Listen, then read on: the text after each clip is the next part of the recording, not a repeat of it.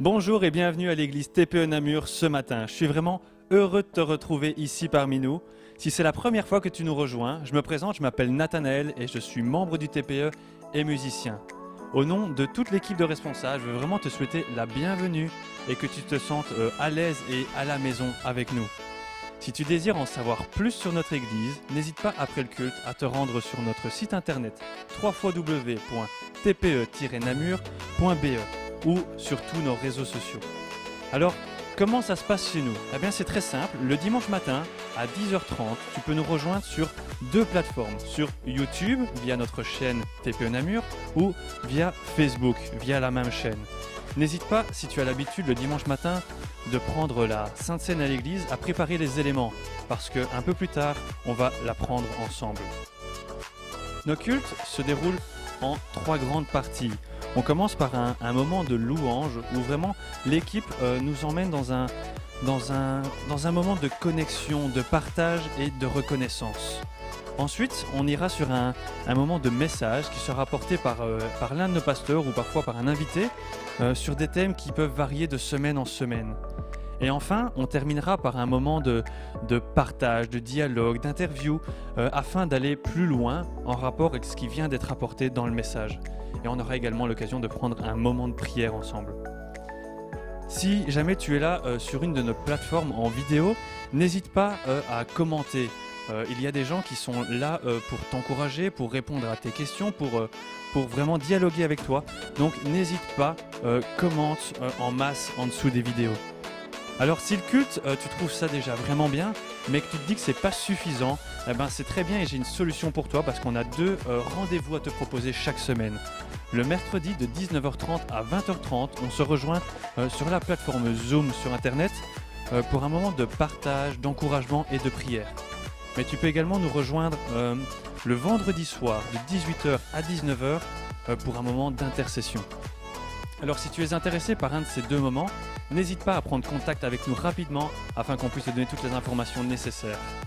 Eh bien, il ne me reste plus qu'à te souhaiter un excellent culte, un bon dimanche, sois béni.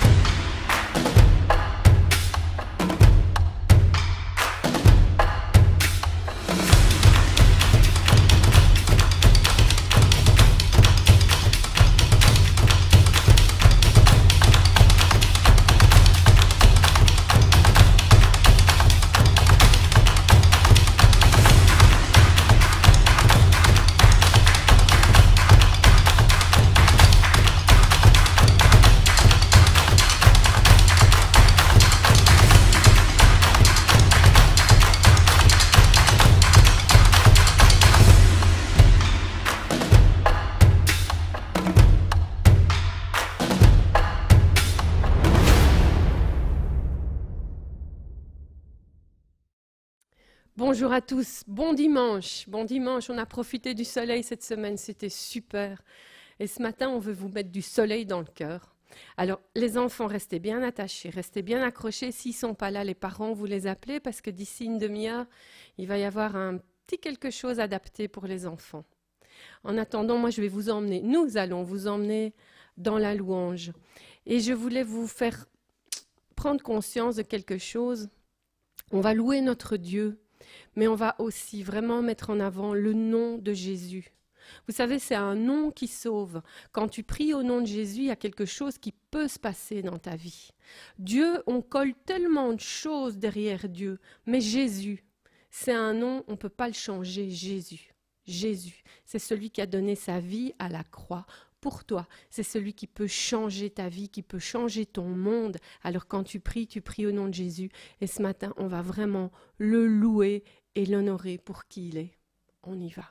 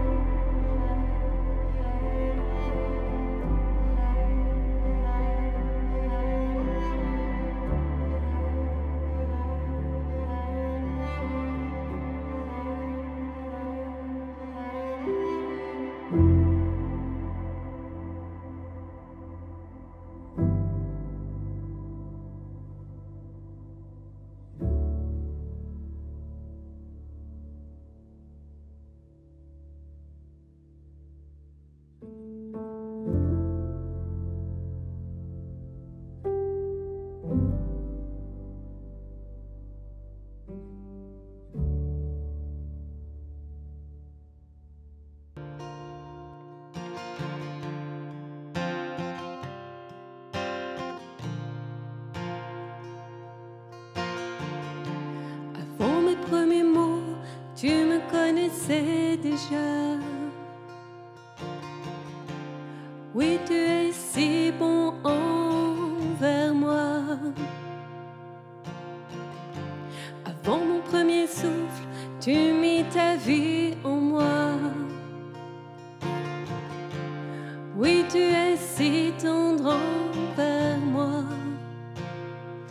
Oh, l'amour renversant, extravagant, infini de Dieu.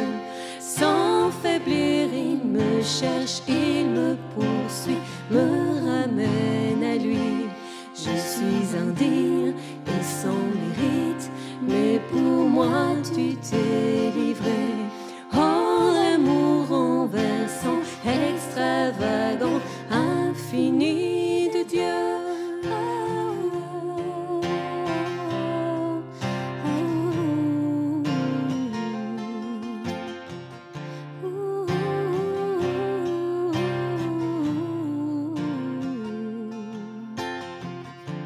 Je te rejetais, sans relâche tu m'aimais. Oui, tu es si bon envers moi. Je me sentais vain, tu m'as offert la croix. Oh, tu es si tendre envers moi. Oh, l'amour renversant, extravagant, infini de Dieu. Sans faiblir, il me cherche, il me poursuit, me ramène à lui. Je suis indigne et sans mérite, mais pour moi tu t'es livré.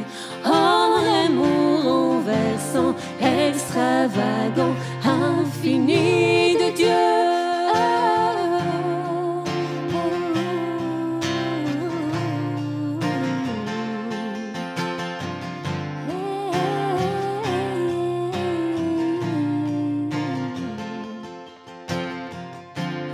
L'ombre n'est trop sombre, ni mon trop élevé pour que tu me cherches.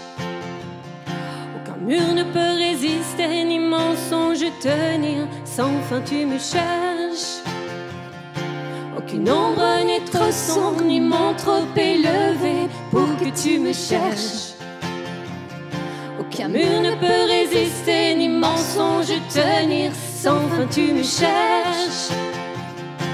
Aucune ombre n'est trop sombre, ni mon trop élevé pour que tu me cherches.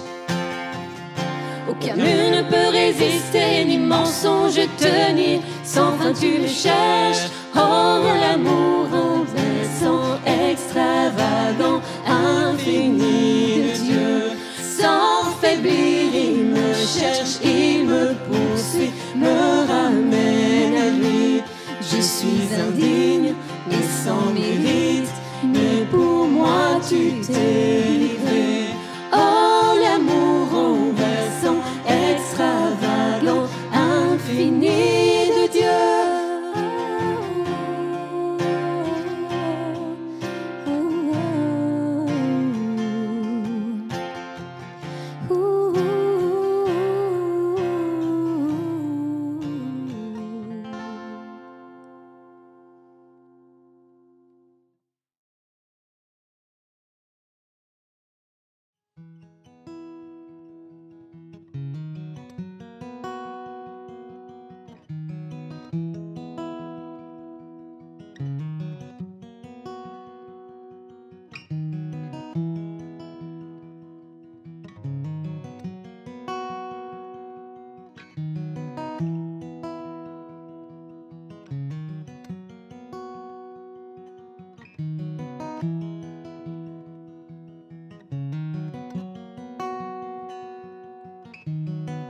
Notre Père éternel, toi qui as tout créé, Dieu tout-puissant, c'est par ton Saint-Esprit que Jésus fut conçu, Christ notre Sauveur. Oui, je crois en Dieu notre Père. Oui, je crois en Christ son Fils. Oui, je crois en ton Saint-Esprit, ô Trinité divine. Oui, je crois à la résurrection, que nous vivrons à jamais. Car oui, je crois dans le nom de Jésus.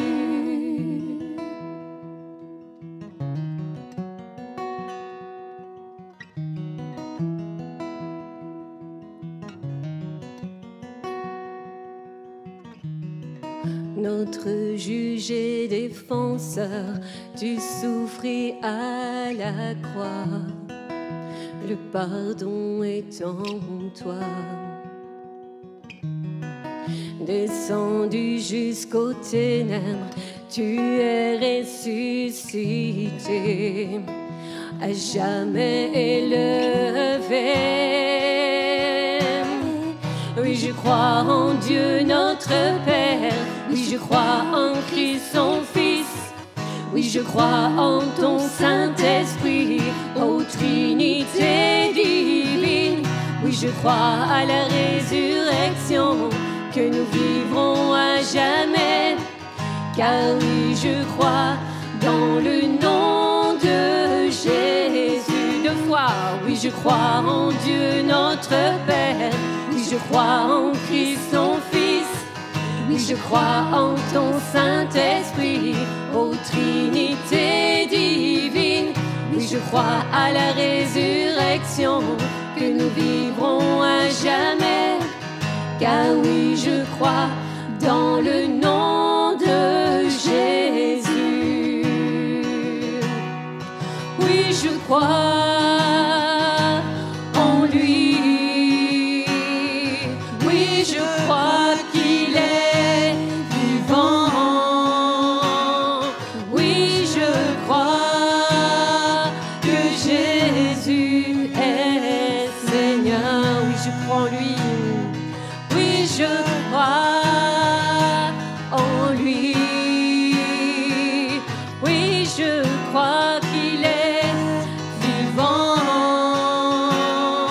Oui, je crois que Jésus est Seigneur.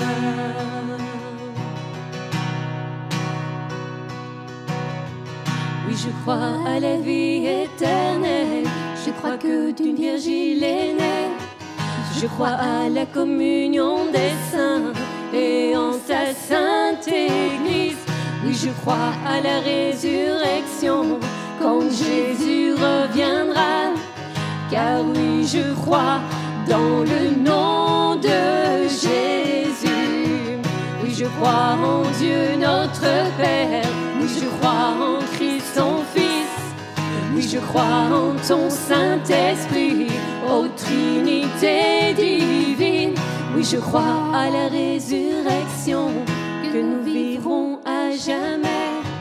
Car oui, je crois dans le nom de Jésus.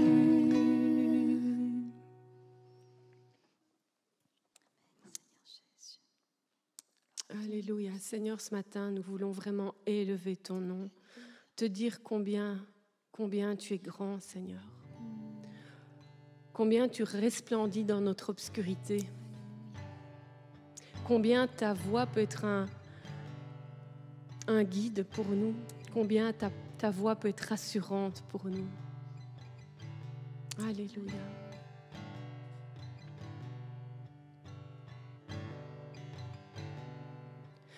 Le roi dans sa beauté, vêtu de majesté, la terre est dans la joie, la terre est dans la joie, sa gloire resplendit, l'obscurité s'enfuit au son de sa voix, au son de sa voix. Combien Dieu est grand, chantons-le combien Dieu est grand, et tous verront combien, et tous verront combien Dieu est grand.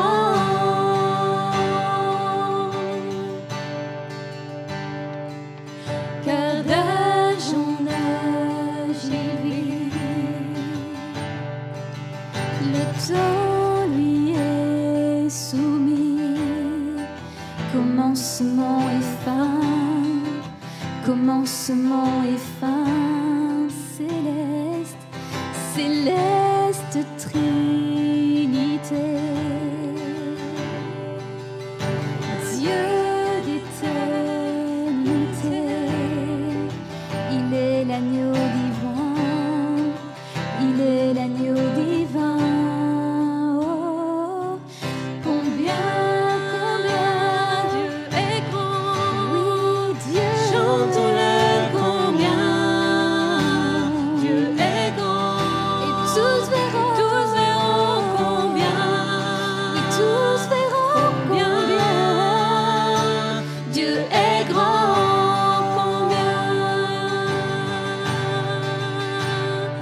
Combien Dieu est grand. Oui, Dieu. Chantons-le, combien Dieu est grand. Et tous verront combien. Et tous verront combien Dieu est grand.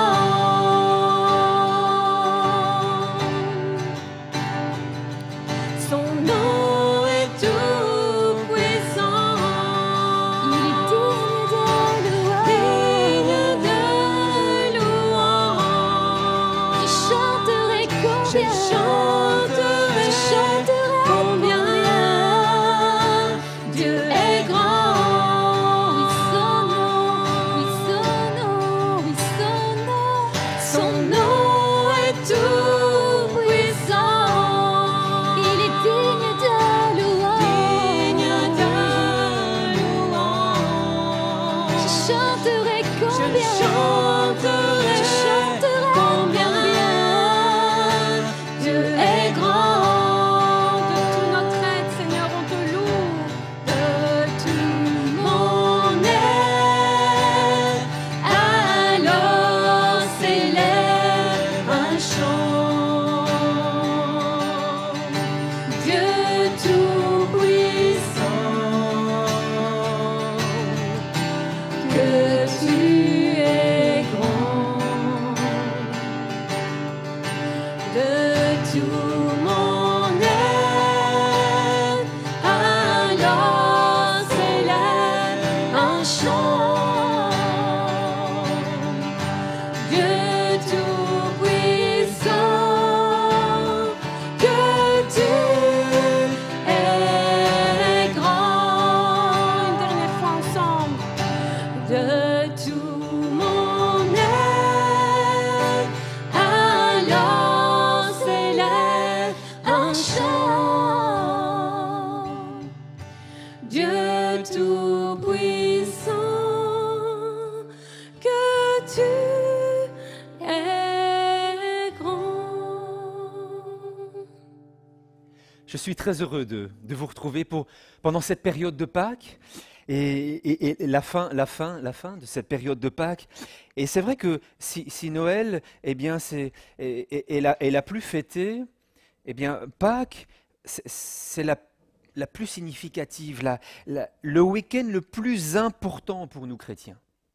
C'est en fait le point culminant de l'histoire de l'humanité. Alors l'histoire de l'humanité, eh bien, je la découpe en 4 temps, en 4 périodes, 4 choix, 4 décisions. 3 choix qui ont été pris, 4 décisions qui ont été prises et une qui reste à prendre. Pâques me parle en fait des choix. Pâques pour moi c'est l'histoire des choix. Les choix de Dieu d'un côté et notre choix, les nôtres d'un autre côté. Dieu a fait d'abord un choix. Et son choix, c'est nous. Et puis, en deuxième étape, eh bien, nous avons lamentablement répondu au choix de Dieu. Et Dieu a fait de nouveau un choix, et c'est Pâques. Et enfin, qu'allons-nous répondre? Qu'allons-nous répondre au choix de Dieu? Alors, je vais vous partager, j'ai apprécié la bande-annonce de la thématique en cours à l'Église Nouvelle Vie au Canada, cette thématique en cours sur les choix. Et je vous partage le contenu de leur bande-annonce. Tout commence par un choix. Devant le choix de ne croire qu'en lui ou qu'en Dieu, l'homme a choisi. Et tout a changé, le plongeant dans un océan de confusion. Comment choisir? Accepter ou refuser? Continuer ou abandonner? Se relever ou rester par terre? Comment prendre ou donner? Choisir l'orgueil ou l'humilité? Être vrai ou mentir? Aimer ou haïr? Ma vie sera le reflet de mes choix. Et mes choix d'hier déterminent ma réalité d'aujourd'hui. Et ceux d'aujourd'hui formeront le paysage de demain. Tout commence par un choix. Et c'est vrai que la vie est une succession de choix. Je lisais la citation d'un auteur anonyme. Il faut vivre puis il faut mourir, le reste est un autre choix. Dans la vie, tout est une question de choix. Dès le moment où nous naissons, nous commençons à faire des choix. Et même si vous ne voulez pas faire des choix, bien souvent, on les fera à votre place. On peut lire aussi et on entend que ne pas faire de choix, c'est déjà choisir. Chaque décision va façonner mon histoire. Et changer mes choix, ne dit-on pas que c'est aussi changer ma vie? Et dans tous nos choix, eh bien, ne négligeons pas, ne sous-estimons pas la dimension spirituelle de nos décisions. Et je vais vous inviter à réfléchir à de meilleurs choix pour moins de regrets.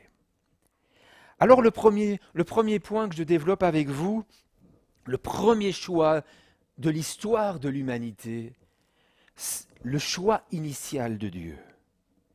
Depuis le commencement des temps, depuis la création de notre univers, la création de notre planète, la création de notre humanité, c'est un choix qui a été fait.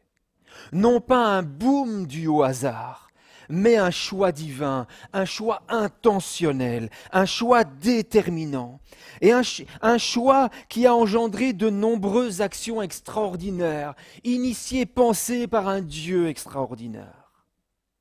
Alors que tout s'est fait en plusieurs milliards d'années, ou en 7 jours, peu importe, ce qui est sûr, que vous le vouliez ou non, vous faites partie du choix de Dieu. Vous êtes sur terre parce que Dieu l'a décidé. Le choix initial de Dieu, c'est nous. Le choix initial de Dieu, c'est toi, c'est moi. Le Seigneur nous dit d'ailleurs, je vous ai choisi. C'est pas vous qui m'avez choisi, c'est moi qui vous ai choisi. Le choix de Dieu, c'est un choix d'amour. Dieu a choisi de nous créer et Dieu a choisi de nous aimer. D'ailleurs, il a choisi de nous faire sentir son amour. Il nous a créés avec ce sentiment de ressentir l'amour et de donner de l'amour. Et il a mis tout à notre disposition, tout ce qui était nécessaire pour vivre le bonheur. Dieu nous a créés aussi avec cette fonction qui est une image de sa nature, le choix. Pouvoir choisir, cette liberté de choisir. Le premier choix de l'humanité. Le deuxième choix de l'humanité, eh bien c'est le choix que l'humanité elle-même a fait à travers Adam. Le choix de ne pas honorer Dieu, de croire en soi plutôt qu'en lui. Nous avons laissé entrer l'ennemi dans notre vie. Nous avons laissé entrer le loup dans la bergerie. Et ça a produit des fruits amers dans nos vies. Ce qui nous arrive ne vient pas du choix de Dieu, mais vient du choix personnel. Le résultat du choix de nos premiers parents, qui ont préféré avoir confiance en eux plutôt que confiance en Dieu. Le choix de Dieu était que nous soyons heureux pour l'éternité, mais nous avons choisi autre chose. Et le choix de Dieu ne pouvait pas être altéré à cause de nos choix, parce qu'il nous a créés à son image, et non comme des robots. Et toute l'humanité fut plongée dans le désordre, dans la calamité, dans le péché, et la mort a ravagé notre planète. Et c'est terrible. C'est terrible. D'ailleurs, Francis Cabrel nous le chante. Dieu assis sur le rebord du monde pleure de le voir tel qu'il est. Et on peut lire ce passage déjà dans la Genèse, dans les premiers chapitres, au chapitre 6, au verset 5, « L'Éternel vit que les hommes faisaient de plus en plus de mal sur la terre. À longueur de journée, leur cœur ne concevait que le mal. Alors l'Éternel fut peiné d'avoir créé l'homme sur la terre, et il eut le cœur très affligé. Noé était un homme juste et irréprochable au milieu de ses contemporains. Il conduisait sa vie sous le regard de Dieu. Mais aux yeux de Dieu, les hommes s'étaient corrompus et avaient rempli la terre d'actes de violence. Dieu observait ce qui se passait sur la terre. Il vit que le monde était corrompu, car toute l'humanité suivait la voie du mal. Alors Dieu dit à Noé, « J'ai décidé de mettre fin à l'existence de toutes les créatures, car à cause des hommes, la terre est remplie d'actes de violence. Je vais les détruire ainsi que la terre, mais toi, construis un grand bateau. » Et on sait que ça n'a pas suffi. L'histoire nous apprend que l'humanité est toujours capable du pire comme du meilleur. Il y a quelque chose qui a été cassé. Ce que Dieu avait prévu initialement a été rompu. L'alliance a été brisée. Et l'homme est devant maintenant des impossibilités. Paul nous dit d'ailleurs, il y a quelque chose en moi qui m'empêche de faire le bien. Il nous dit dans l'Épître aux Romains, ce qui est bon, je le sais, n'habite pas en moi. J'ai la volonté, mais non le pouvoir de faire le bien, car je ne fais pas le bien que je veux et je fais le mal que je ne veux pas. Et si je fais ce que je ne veux pas, ce n'est plus moi qui le fais, c'est le péché qui habite en moi. Je trouve donc en moi cette loi. Quand je veux faire le bien, le mal est attaché à moi. Une loi spirituelle a été activée suite aux décisions de l'humanité. À cause de nos mauvais choix, quelque chose a pris le pouvoir sur nous. Notre libre arbitre nous a enlevé le choix du bonheur. Il y a un ami de classe qui me disait « La vie, bien, c'est comme une tartine à la confiture. Quand elle tombe, c'est toujours du mauvais côté. » Et ça a engendré d'énormes problèmes. Tu enlèves Dieu, le vide s'installe. Tu te sépares de l'amour, la haine prend place. Tu enlèves l'espoir, le désespoir surgit. Tu t'éloignes de celui qui donne la paix, la guerre se déclare dans ta vie. Alors on pourrait se poser la question, mais pourquoi avons-nous mal choisi? Eh bien parce que nous ne sommes pas nés en terrain neutre. Un adversaire farouche, rebelle, cherche la perte de l'humanité. Le prince des ténèbres nous hait, nous ment, nous trompe dans le but de nous freiner, de nous affaiblir et de nous anéantir.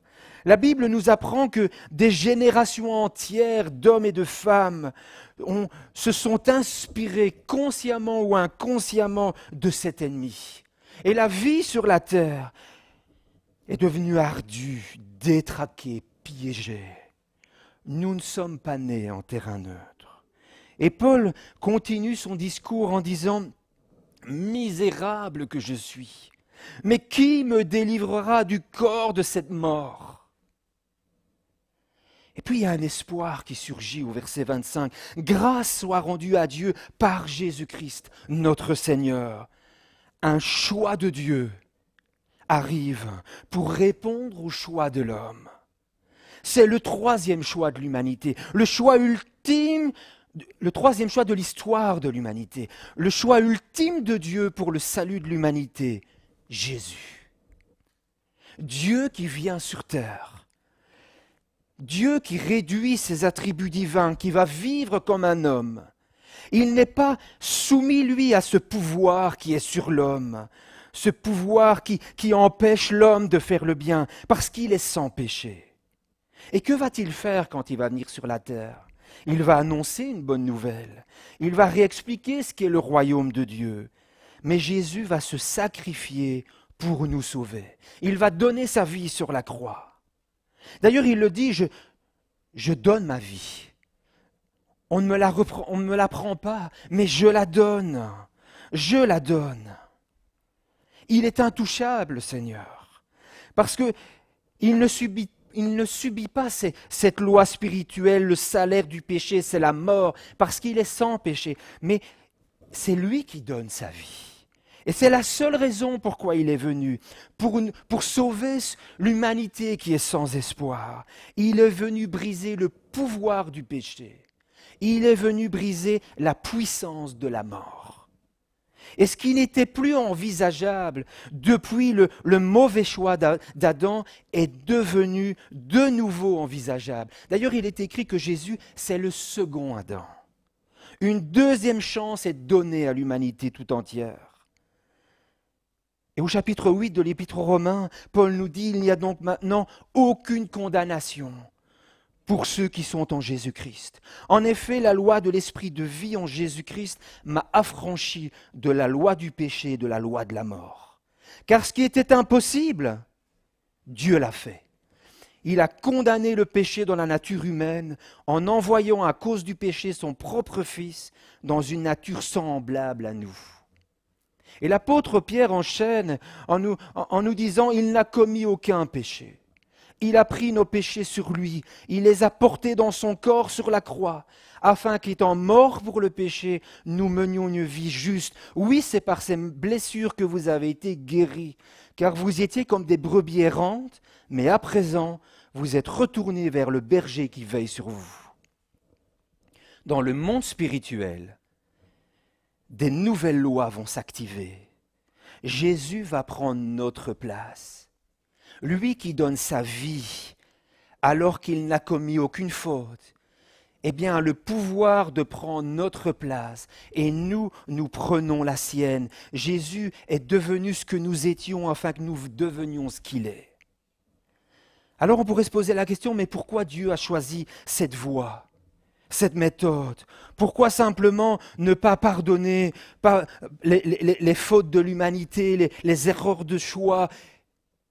Pourquoi pas simplement passer l'éponge? Bien parce que Dieu ne viole pas les règles spirituelles qu'il a établies à la création. Dieu est juste, c'est sa nature. Et la justice exige que la faute soit payée. Mais Dieu est amour aussi. Alors que faire? Eh bien, il prend notre place et il paye pour nous. La justice de Dieu est rencontrée. Et nous prenons sa place et Dieu nous sauve. Le premier choix de Dieu lors de la création, c'était nous. Le deuxième choix de Dieu, c'est toujours pour nous. Quelle valeur nous avons aux yeux de Dieu? Nous pouvons nous rendre compte la valeur que nous avons aux yeux de Dieu. Et quelque part, je voudrais vous donner cette image qui est bien à propos dans cette période particulière. L'antivirus, c'est Jésus. L'antivirus, c'est Jésus. La mort n'a pas pu le retenir. Dieu l'a ressuscité. Chapitre 15 de la première épître aux Corinthiens nous dit que Christ est ressuscité. En effet, puisque la mort est venue à travers un homme, c'est aussi à travers un homme qu'est venue la résurrection des morts. Et comme tous meurent en Adam, de même aussi tous revivront en Christ. Maintenant, n'importe qui sur la terre qui entend le message de l'Évangile peut se mettre devant Dieu et dire « Seigneur, je te demande pardon. Je crois que Jésus est le Fils de Dieu qui est venu pour prendre mon péché. Il est mort à ma place. Pardonne-moi, viens me sauver. » Et à ce moment-là, il est sauvé. Il devient un enfant de Dieu. Il y a un transfert de nature qui s'opère. L'apôtre Jean nous dit, mais à tous ceux qui l'ont reçu, à ceux qui croient en son nom, il a donné le pouvoir de devenir enfants de Dieu. Et nous nous retrouvons ainsi dans la même position qu'au départ, avec le choix de faire confiance à Dieu tout à nouveau et de vivre au lieu de survivre. Alors le quatrième point, mon choix final. Nous avons vu dans l'introduction, chaque décision façonne notre histoire. Changer nos choix, c'est changer notre vie. Que vas-tu choisir? Que vas-tu choisir à ce choix que Dieu a fait? Est-ce que tu vas prendre la même décision, le même choix que le premier qui a été pris par l'humanité? Ou est-ce que tu vas cette fois faire un autre choix? nous avons été choisis de Dieu. Et comme Jérémie, bien Dieu te dit, je t'avais mis à part pour me servir avant même que tu sois né. Et le fait que tu as été choisi ne va pas garantir que tu vas marcher dans les promesses de Dieu. Parce qu'à chaque carrefour, à chaque saison, il y a un choix à faire. Qu'allons-nous choisir? Est-ce que nous allons dire comme le prophète Michée, moi je regarderai vers l'Éternel, je mettrai mon espérance dans le Dieu de mon salut? Ou est-ce que nous allons repartir avec notre malheur, notre rancune, notre misère? Est-ce que nous allons dire, moi et ma maison, nous servirons l'Éternel, ou continuer notre vie dans les mêmes conditions? Allons-nous faire le bon choix cette fois, ou conserver le mauvais choix? Allons-nous écouter Dieu ou fermer nos oreilles spirituelles? Allons-nous changer de direction ou allons-nous continuer? Allons-nous accepter le don de Dieu ou allons-nous refuser? Allons-nous demander pardon à Dieu pour nos erreurs ou allons-nous continuer à nous justifier? Allons-nous entrer dans le royaume de Dieu ou allons-nous rester dans le royaume terrestre, le royaume des ténèbres? Quel va être ton choix? Le choix de la foi? Le choix du miracle? Le choix du surnaturel? Le choix du divin? Le choix de l'obéissance? Un écrivain américain, Henry Miller, qui d'ailleurs a souvent été jugé pour ses publications scandaleuses, eh bien, disait, l'homme a ce choix, laisser entrer la lumière ou garder les volets fermés. Seigneur nous dit, j'ai mis devant toi la vie et la mort, la bénédiction et la malédiction. Choisis la vie afin de vivre, toi et ta descendance, en aimant l'Éternel ton Dieu, en lui obéissant et en t'attachant à lui. Oui, c'est de lui que dépend ta vie. Tes choix peuvent tout changer. Si tu entends sa voix, n'endurcis pas ton cœur, nous supplie le Seigneur. Es-tu prêt aujourd'hui à renouveler tes choix? Faire des meilleurs choix pour moins de regrets. Alors je clôture avec cette version amplifiée de Jean 3,16. Car Dieu a si grandement aimé et évalué le monde qu'il a donné son Fils bien-aimé et unique, afin que quiconque croit en lui fasse confiance, s'abandonne, s'attache à lui, se repose en lui, ne périsse pas, ne vienne à la destruction, soit perdu, mais possède la vie qui dure toujours. Une question de choix personnel. Alors je vous invite à un petit moment de prière. Le Seigneur t'a choisi afin que tu puisses faire tes choix pour lui. Seigneur, je te choisis tout à nouveau, je veux revenir à toi.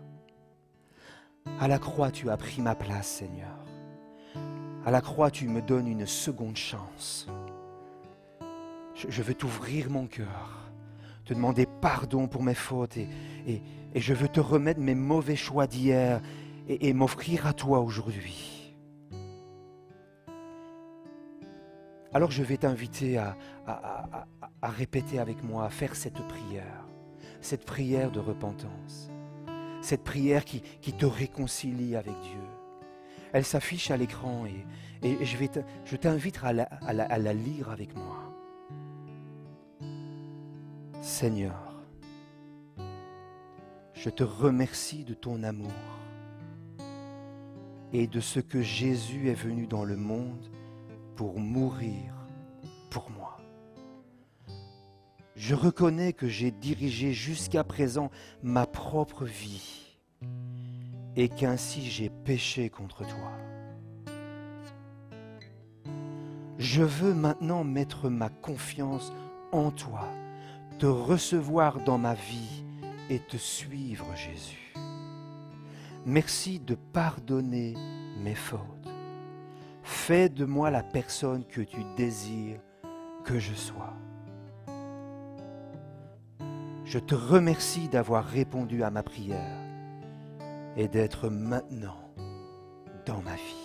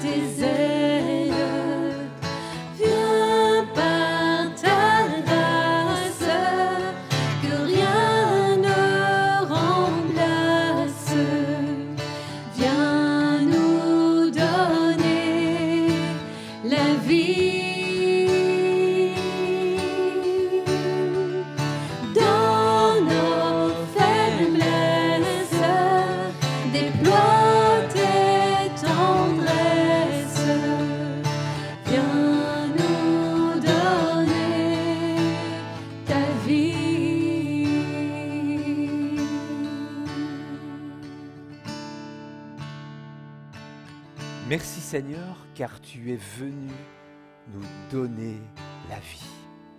Amen. Amen. Alors, je vous invite à rester connectés avec nous.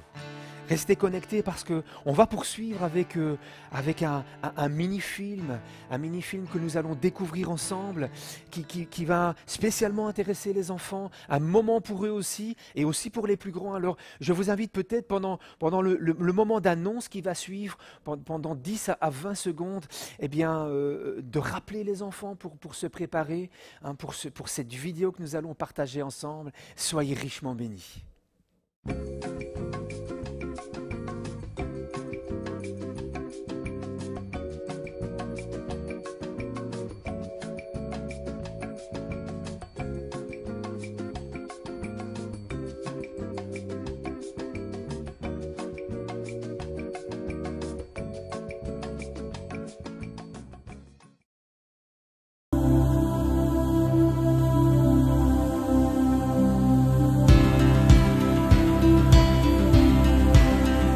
Il y a une grande fête qui se prépare à Jérusalem.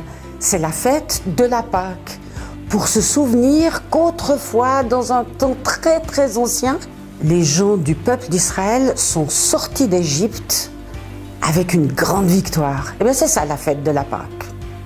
Et Jésus, lui aussi, vient à Jérusalem pour la fête de la Pâque. Mais le voilà Jésus. Regarde, il est assis sur un âne. Alors il y a une foule de gens, il y a beaucoup de gens qui sont venus pour la fête, mais il y a aussi tous les gens qui étaient là quand Jésus a ressuscité Lazare. Et il demande, c'est qui ce Jésus là? C'est celui qui a ressuscité Lazare. Hurrah, vive Jésus! Et les gens commencent à affluer, ils commencent à applaudir. Et puis, ils sont tellement contents qu'ils enlèvent leur manteau, le mettent par terre pour faire un grand tapis. Et puis, ils arrachent les branches des arbres et ils les secouent et ils crient « Vive Jésus, hurrah, bravo !» Mais derrière, ceux qui ne sont pas très contents, c'est les pharisiens toujours. Ils discutent entre eux. Vous avez vu? Voilà de nouveau Jésus. Tout le monde le suit. On va avoir des histoires avec les Romains. Alors, ils sont allés trouver les Romains pour leur dire, écoutez, cette fois-ci, c'est fini avec Jésus. On en a marre. Mais 2-3 jours sont passés. Jésus et ses amis ont commencé à faire la fête. Ils ont mangé ensemble. Et puis, ils sont partis dans un jardin où ils avaient l'habitude de se retrouver. Et là, un ami de Jésus, Judas, est allé prévenir les pharisiens en disant « Il est là, allez l'attraper !» Et c'est comme ça que Jésus a été attrapé. Il a été arrêté. C'était quelque chose comme le jeudi soir, juste avant la grande fête. On l'a amené chez les Romains. Les Romains ont dit « Mais on ne peut rien lui reprocher. » Si, il se fait le fils de Dieu, c'est pas normal, c'est un menteur. Alors, comme les Romains ne voulaient pas trop d'histoire avec les gens, eh bien, ils ont décidé de tuer Jésus. Ils l'ont cloué sur une croix, c'est quelque chose d'horrible. En plus de ça, en général, ceux qu'on attrapait, qu'on clouait sur les croix, c'était soit des terroristes, soit des esclaves qui s'étaient enfuis, mais pas Jésus. Quand même, c'est pas normal. À midi, il y a eu un tremblement de terre. Et le soir, Jésus était mort. Mais mort, vraiment mort. Un de ses amis secrets, a demandé à prendre Jésus pour l'enterrer. Il avait justement une grotte où on pouvait mettre un mort. Et il l'a mis dans sa grotte. Devant la grotte, on roule une énorme pierre. Alors, les pharisiens sont allés voir les Romains en disant « Mais tu sais ce qu'il raconte, ce menteur de Jésus, qu'au bout de 3 jours, il va sortir vivant. Ce qui va se passer, c'est que ses amis vont venir, ils vont le voler, et puis après, ils vont dire « Il est vivant !» Alors les Romains ont dit « Bon, ce qu'on va faire, on va mettre des soldats devant la grotte. » La nuit est tombée, les soldats sont restés. Un jour a passé, et le dimanche matin, au lever du jour, voilà de nouveau la terre qui tremble, et la pierre qui se roule. Et assis sur la pierre, un personnage, mais hyper brillant, un ange, comme un ange, quoi. Les soldats se sont dépêchés de filer comme des voleurs. Pendant ce temps-là, justement, de bonne heure le matin, 2 amis de Jésus qui ne savaient pas du tout ça, ils ne savaient pas que la pierre était roulée, ils ne savaient pas qu'un ange était apparu. Elle venait vers la caverne, vers le tombeau, avec des herbes, avec des parfums, parce que c'est comme ça qu'on faisait, pour mettre autour de Jésus. Puis en venant, elle discutait en chemin en disant « Mais comment on va faire pour rouler cette pierre? Elle est énorme, il faudra bien que quelqu'un nous donne un coup de main. » Elles arrivent là devant, et la pierre est roulée. Alors, elle rentre, elle regarde à droite, regarde à gauche. Il n'y a personne. Ah si, un ange. Moi, je suis sûre que l'ange était en train de sourire. Il leur dit, qu'est-ce que vous faites là? Mais on est venu apporter du parfum pour Jésus. Mais Jésus n'est pas là. Il est vivant. Vivant? Mais il vous l'avait dit. Alors Jésus est vivant, c'est vrai. Alors elles sont parties en courant, mais à toute vitesse, jusqu'à la maison des disciples. Elles ont tapé à la porte. Vous savez quoi? Jésus est vivant, c'est un ange qui nous l'a dit. Mais les disciples, ils étaient là, assis, tout tristes. Mais ils se sont dit, mais ça va pas. Elles ont perdu la tête, ces femmes. C'est du n'importe quoi. Ils les ont pas cru. Pourtant, Jésus les avait prévenus. Eh bien, ils n'ont pas cru. Sauf peut-être Pierre et Jean qui ont décidé d'aller voir. Et ils sont partis, là aussi, au jardin où était cette grotte. Et ils ont vu exactement ce que les femmes leur avaient dit. Pendant ce temps, une amie de Jésus qui s'appelle Marie, elle aussi était là. Je ne crois pas qu'elle ait vu l'ange. Elle a juste vu que la grotte était vide. Alors elle est sortie dans le jardin, traînant un peu les pieds, elle s'est assise. Puis elle s'est mise à pleurer. Quand tout d'un coup, elle a entendu du bruit derrière elle. Elle se retourne, il y a là un monsieur. Elle pense que c'est le jardinier. Elle lui dit, mais qu'est-ce que tu as fait de Jésus? Pourquoi tu l'as volé? Tu l'as mis où? Alors le jardinier, il connaissait son nom, lui a dit, Marie. Et à ce moment-là, elle l'a reconnu. À ce moment-là, elle a crié, Jésus! Et c'est vrai, Jésus était là. Et il était vivant. C'est ça l'histoire de Pâques, la vraie histoire de Pâques. Jésus est vivant aussi aujourd'hui.